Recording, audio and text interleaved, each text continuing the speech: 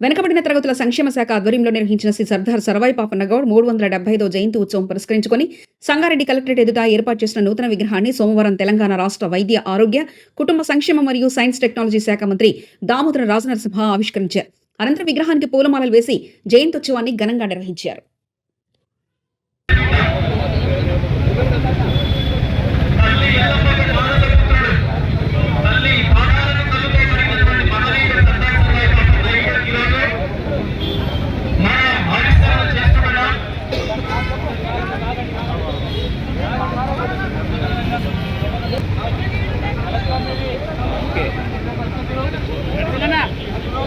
sir ఒక photo sir okay okay okay sir okay okay okay